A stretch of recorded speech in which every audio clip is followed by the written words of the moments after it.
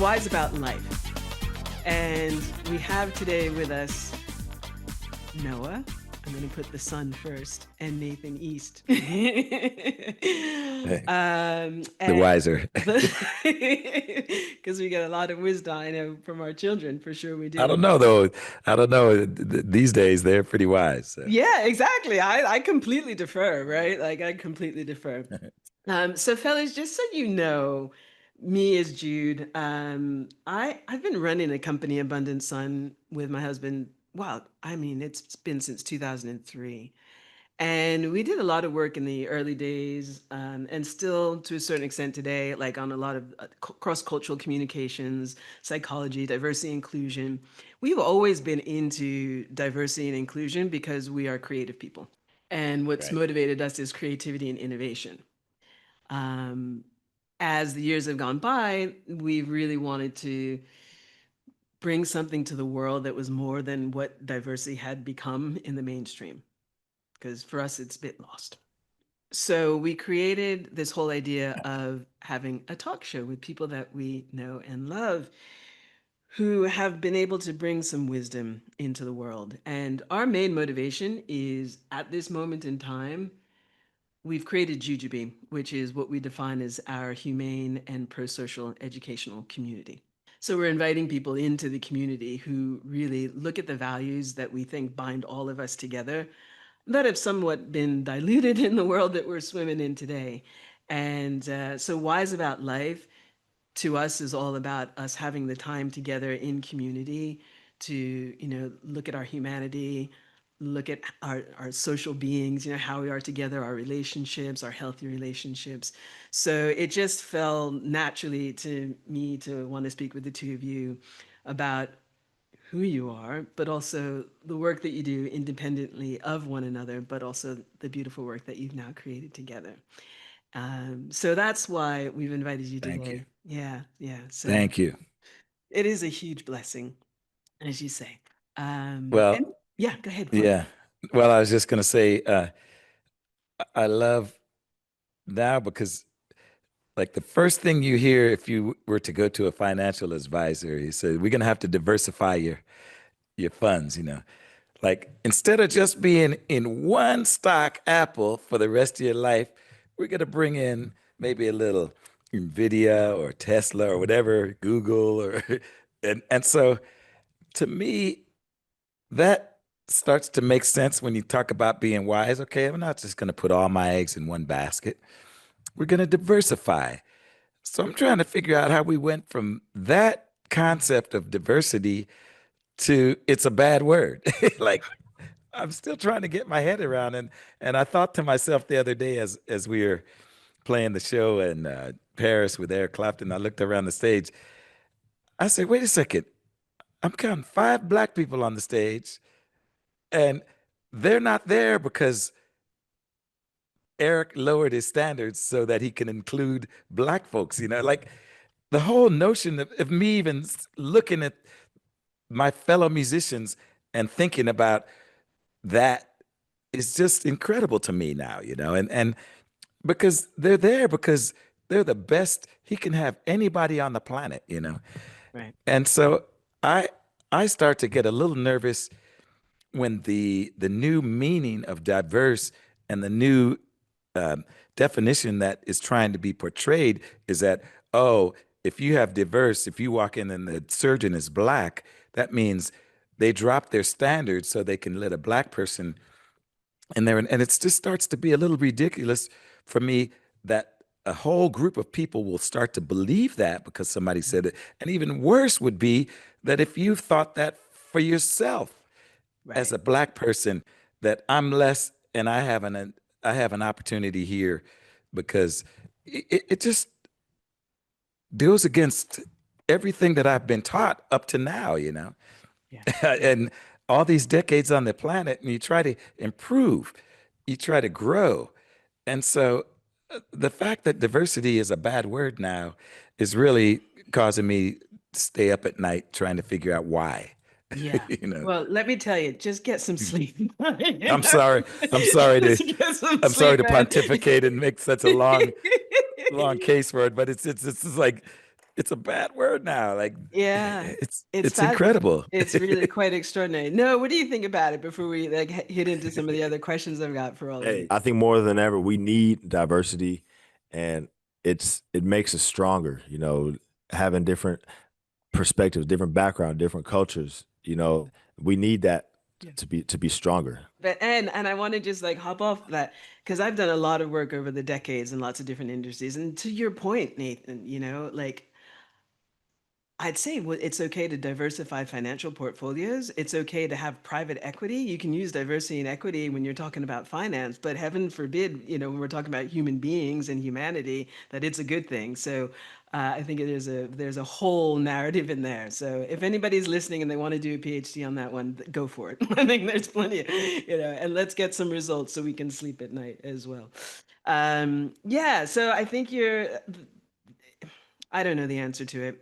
I actually did a PhD in business looking at diversity management. So, Oh wow. Wow. There you go. I didn't even know that. so That's I was incredible. like, yeah, just try and get some sleep. Because well-being is more important. This is what I said to somebody recently. I said, well-being is more important than politics. For me, at Mm. least in this period of my own life. And politics was never particularly my thing. I know that it's there, but to your points as well, guys, like diversity is about the richness that we have around us and just, how you come together as different peoples and particularly in music. So we will have a chance as we're together. I know we've just got 30 minutes today to really talk about the power of music, right? To be able to be that glue that binds people together from different backgrounds and what have you, because that is the magic, right? Like therein lies the magic. All right, well, let's get into some of the questions. And Noah, son, I want to start with you. And so I know that this is your first album with your dad.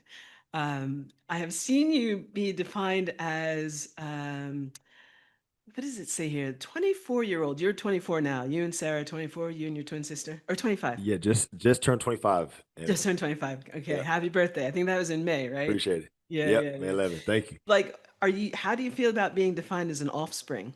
Well, by technicality, that's true, and I'm just grateful that I come from such an amazing musical background, Mm. and I think the reason I am where I am today is because just being around and being exposed to so much amazing music. You ready, Dad? Ready, son. Come on, let's make an album. Okay, let's go.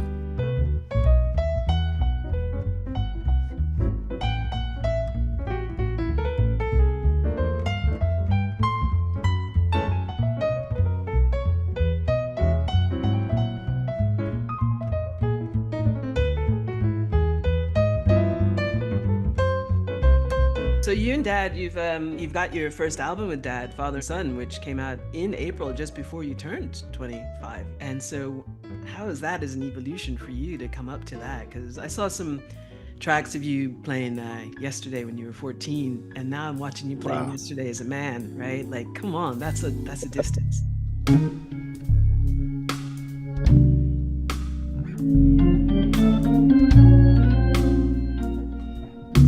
Tell us about it. It was full circle moment, and that's one of the reasons we included that song on this album. This is just a collection of music that we love playing, that we've been playing right here in our living room, and we just wanted to share it to the world. And I'm just blessed. My father's been doing this for decades in the Mm. studio, doing this kind of stuff, and just to be now involved with him in that same capacity, to be in the room and to really feel that energy and see what it's like. And you didn't just do music, right? You're at UC Berkeley, but you're actually a business head like I am. That's right. I got my degree in business, and I realized, the real degree is for music is playing in real life, which I'm fortunate to be doing. So I figured, you know, my father, he got a higher education, and his parents always told him, whatever you do, you got to graduate. And so Mm. that's what they kind of told me. Whatever I do, this higher education is this opportunity may not be here, and so I had to take it and Yeah. and go to UC Berkeley, get my degree, and I'm ever so grateful. It was some of the best years of my life.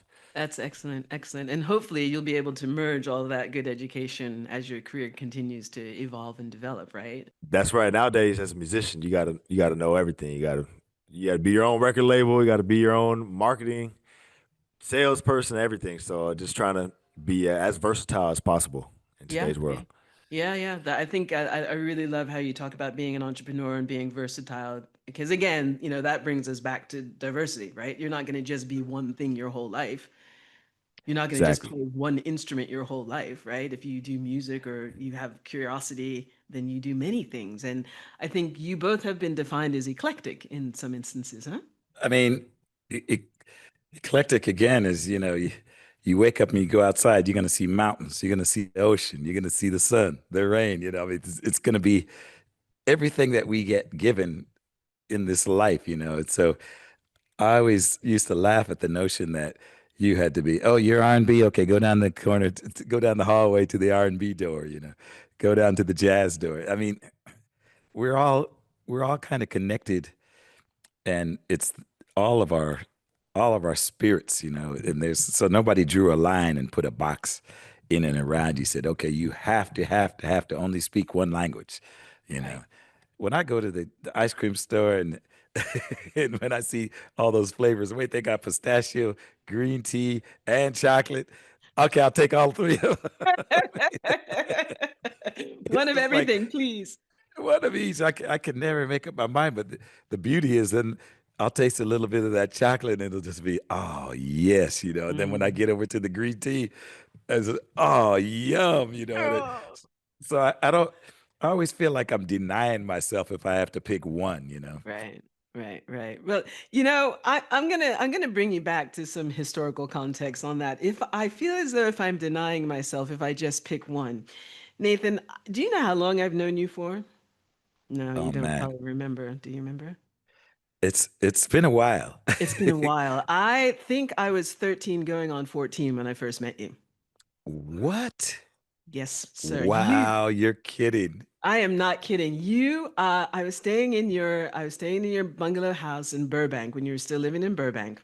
Wow. You weren't And Danny home. was, Yeah. Well, Cece yeah. basically gave me the key to your house, and you were on tour in Japan with Lee Ritenour. Oh my goodness. Well, we're talking 44 years ago then. I think it was 81. Yep, it was 81, right? Yeah, Hmm. absolutely. Yeah. And so I've known you since I was 13 going on 14 or 14 and 15, I can't remember. But I remember you saying along the way when you were still single and a most eligible bachelor you were indeed. And I remember these words in my head, Nathan E saying to me, I still have my running shoes on. Hey, listen. Okay, I'm glad I didn't get too incriminated in that statement. But you know what? It's funny. I still have them on to this day. I couldn't believe I got off the phone. I got off the plane and hit the ground running when I got here because once you go for a month, then there's a month of mail, messages, and everything that pile up when you get. So as soon as I got here, boom, you're off to the races. You're off Uh, to the races. and I still love it. It's just something that makes me excited about waking up in the morning every day, knowing that you have been given another chance to grow and to grow into those running shoes. You Yeah, know. yeah, yeah, And yeah. I came home the night I got off the plane. These guys had a basketball game at one of the local high schools, and so I just put my luggage in, took a deep breath, and went out and caught their game. And there he is, just killing it out there. Talk about growing, Right. and um, and so that's kind of the beauty. And if we even stop to take a look at it and evaluate, then the train's starting to go by. So Right, right. I Miss those keep I keep opportunities. yeah, I keep the shoes on Hmm. and ready to go. Yeah, that's fantastic. You did take your shoes off though for one Anita though, didn't you? Oh, You've only got one flavor of ice cream over there. hey, listen, when you gonna get the flavor, that's the flavor you get. No, it's funny. From the day I met her, and it was 50 years ago in UC San Diego, and I remember setting eyes on her for the first time, and like that was it.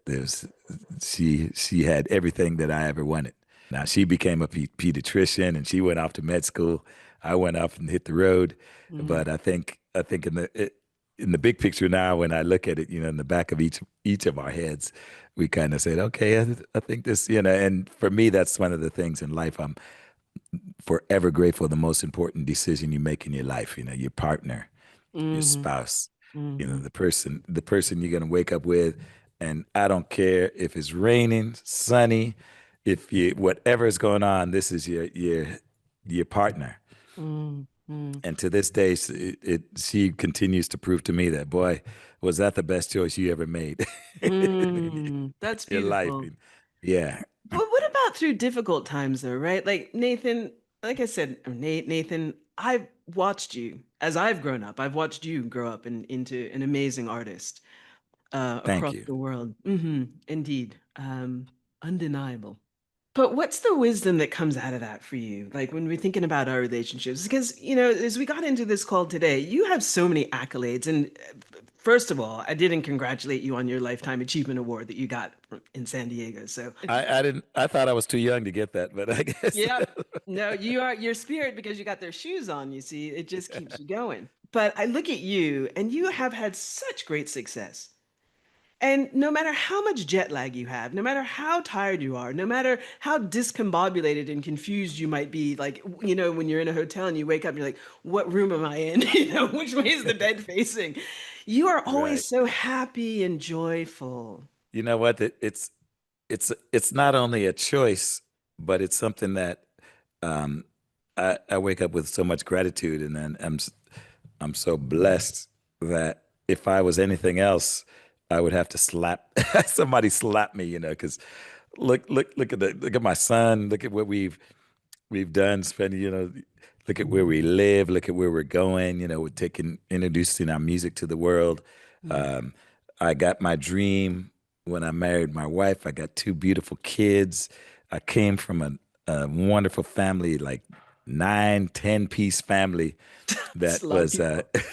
there's a lot of people, and so somebody's always there to instill a standard in you, Yeah. whether it be your big brother or little sister, you Yeah. can look at them and see, but this is what they're getting right, and I want to Mhm. do that. I want to be that person. Are you going to fight along the way and have a big brawl and drag them out every now and then? Yeah. Shoot, yeah, Yeah. which is going to make you, even love each other even more.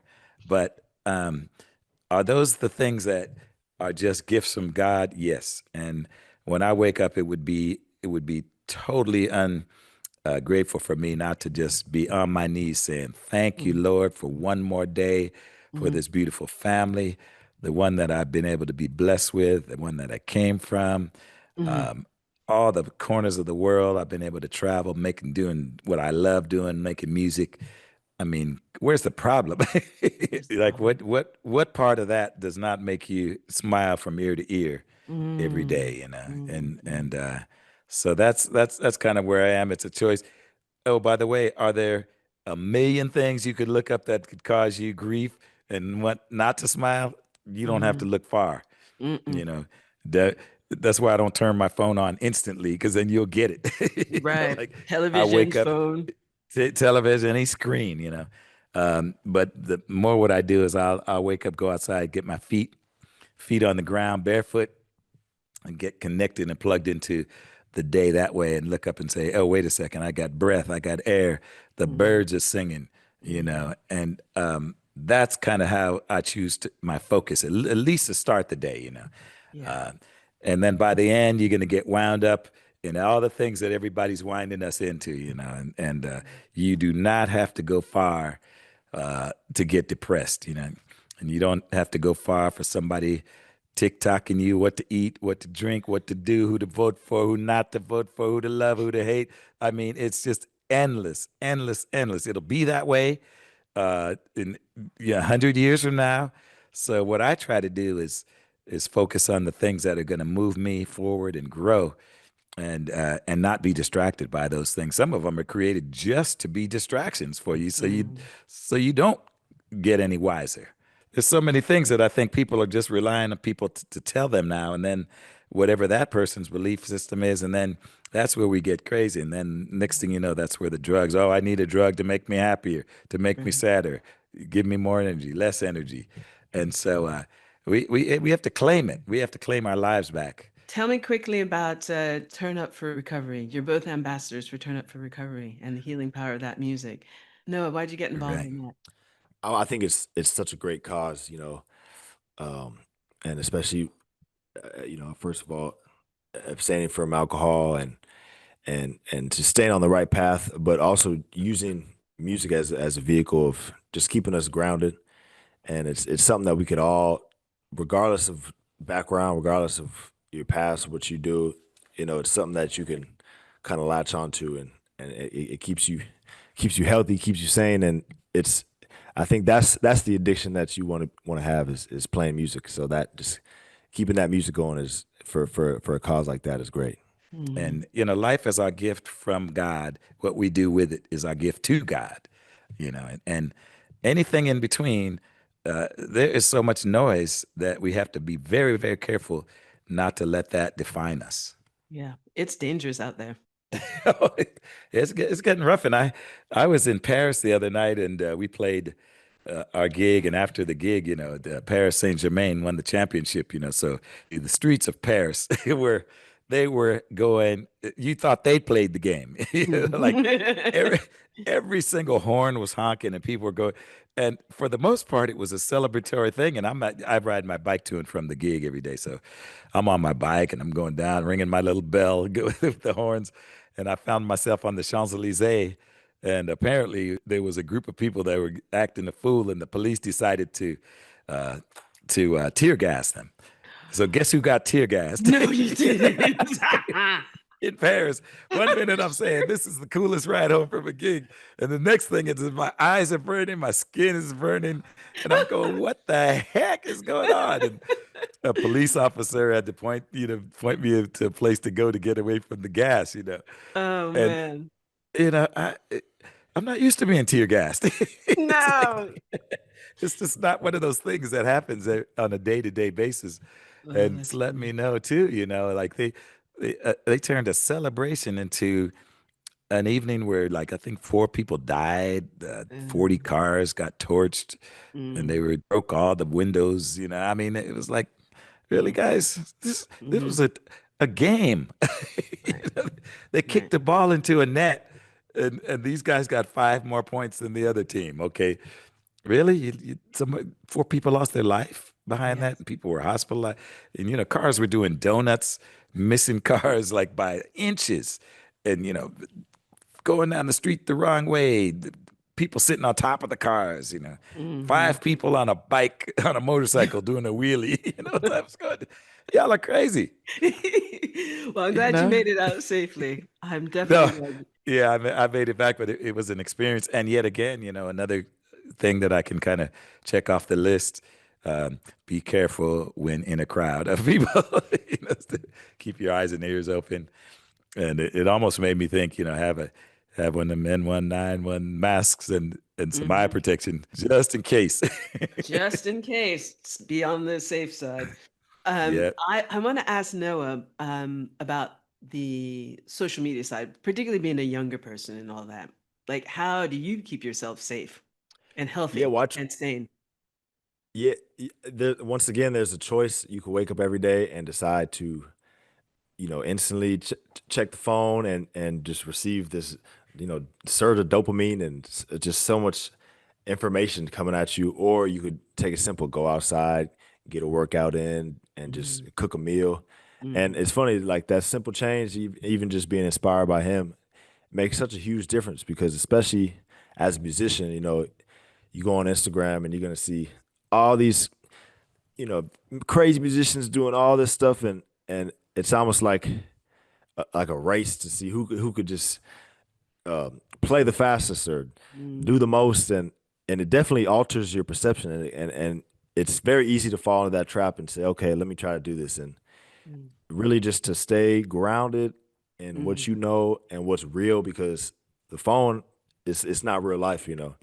So I right. try to stay present in what's real here, Mm, and it's been very important. And just trying to keep it balanced. Of course, it's great to have it, mm, but it's great to just understand the balance and not yeah. really let it get in your head too much. Yeah.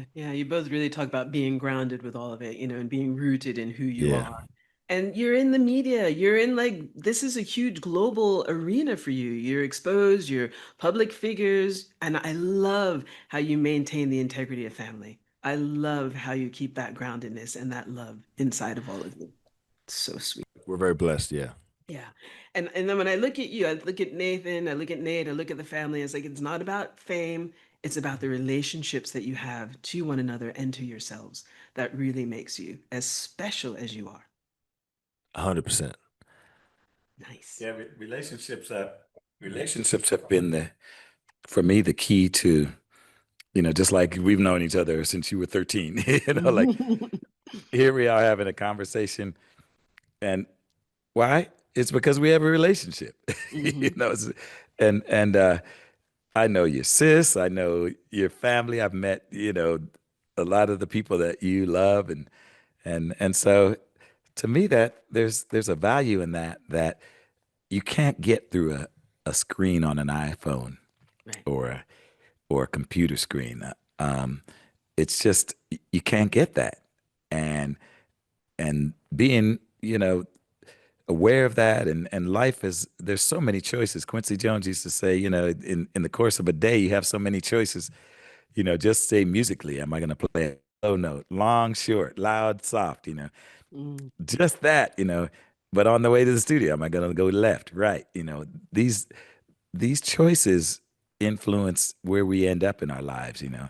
And I think we shouldn't be seduced by looking at a screen on somebody's TikTok and, oh mm, man, they do that, and comparing yourself. We're all moving and navigating through this world, different trajectories, different speeds, yeah. different ages, everything. Yeah. And by the way, it's the ultimate diversity of life, you Hmm. know. Hmm. And Hmm. but if you think about what it takes to get where you are, his pattern isn't going to be mine, and mine isn't going to be his. You know, Hmm. he's going to choose. He's going to go a little bit to the left, as he's walking down the street, and then that might get him around the corner, or he's going to have to hear a change that I'm going to play. What's Nate going to play in a couple bars, and he's going to have to be ready to catch it. Now I just, as I'm riding my bike, I'm ducking and dodging people as they're on their screens. They just Yeah. like I look at and every single person on this, they're walking and they're not even paying attention to where they're going. Yeah. Yeah. And so it becomes it's just I look it's like a little game, and I look up, and it's also an obstacle course because they're not paying attention to anything going on around them. And so that's kind of where we are today. It's sort of exciting, and when you think about uh, it does bring us in some ways together, because now I can be in Europe and FaceTiming with my family, at home, and they can see. I'll show them, hey, look at the view from my window. Right. Right. Right. And I remember when the technology first came around, and I'd fall asleep with my computer open. Skype back in the day. Skype came around. You remember it? You remember it? No, when he was away, did he keep in contact that way? Oh yeah, always. He would be out with Toto or whoever for like a month at a time, and Yeah. that was Yeah. before FaceTime. We had Skype. But I don't want to lose this faith thread that you shared with us, right? Because you've made it really clear about the gratitude. Nate, your dad was born in South Africa in a mission. Your brother is a Right, Monsignor in the Catholic Church. right. How does that all factor into the you that is today? Like, what is this that's sitting behind the East family? Yeah, our aunt Gladys had a church. She was in Monrovia, Liberia. Our our grandfather James East, he had a hospital. Um, they were missionaries. Common denominator, they were helping people. Right. Now it didn't matter if you need help and you get help. You're not going to say, "Are you a Baptist, by the way? Mhm. Are you a Catholic?" If somebody's reaching their hand out to you, it's not going to matter who you voted for. So their whole thing was being in service, and I feel like um, every time we play and every time we do anything, I always say thank you for this opportunity to serve. Because I feel it's a gift not only but a mission that we've been attached. There's a lot of responsibility. Mm-hmm. to everything that we've been given, Yeah. and it Yeah. makes it makes it makes the notes even mean a little more Mm-hmm. when you're using them in service, and you're using them to express and not impress. You know what I'm saying? Yeah, I absolutely do. The organ behind us, by the way, the Hammond organ, it has a pedal, and it's kind of like a volume pedal, but they call it an expression pedal. And when you hear organists in the church and they're reacting to what's being said, it's an expression. You'll hear the volume change, and so I love that. It's not a volume pedal; it's an expression pedal, and Mm. that's what music has become for us. It's just a way to express, and even if it's just a simple emotion like love, it's something that we feel is a gift. I know we are so far over time. Oh my gosh, I'm ever so sorry because you probably have to Oh hop no, on no next. worries. No worries, and if we go a little over, that's okay. I can let the next people know that we'll be joining soon. But it's always good to be able to first to catch up, and thanks for giving us an opportunity to speak with you and share with the world what our platform. Oh, absolutely. And wishing you all the best of luck. What is the necklace? You both have the same necklace on and you both have the same middle name. Just end that with me. Okay, Harrell is a family Harrell. name, by the way. They have so uh, our we have the Harrell side of the family, which my grandmother Gertrude Harrell, my mother's mother, that was going to be my name actually, and they said, "Yeah, let's use it as a middle name," So Harrell is a family name that when Noah was born, I thought it would be good to include it as his middle name too. So he's Noah Harrell East. I'm Nathan Harrell East, but Harrell is our family name on my mother's side, Beautiful. and on my father's side it's East. And in traveling to Japan, uh, there's a company, there's a family called the Goro family, and their father was living with the Indians, American Indians, and he studied the eagles and the birds, and he wanted to have some kind of way to inspire people to spread their wings, and so he started making feathers, but he couldn't use the eagle's feathers, so he started making these silver feathers. And the cool thing about them is if you get them as a gift, which I got this one from Eric Clapton, and then he gave me a beautiful one with beads and wings and for my birthday last year. And so you'll start to see, and now people ask, "Hey, what's with the feathers?" So we're in the Featherhood, and uh, Nice, nice. and it's a company called Goro, a family, and they're in Japan. And there's a place called Omotosando, or where is it? It's Harajuku, where they have a shop. People queue up and they sit outside to get on a lottery to be chosen to come in and look at the feathers in the shop. And all the people outside, you see feathers, and it's almost like, wow, this featherhood is pretty strong over there. I love it. So Yeah. we do it, and it's a fun thing to talk about too, because we're all trying to fly. Beautiful. As absolutely. Keep spreading your wings. Keep bringing us joy. Keep being in service. Nate, happy coming birthday in December when you hit your big one. Noah, I look forward to meeting you one day. And also, my kids are your age as well. I would love for you guys to connect at some point because I think there's good synergy. I love you both. Thank you so much for your Okay, time. Jude, thanks so much. We love you, and Thank you, we'll brother. we'll be in touch. Bye for Be now. well. Bye bye. Bye bye.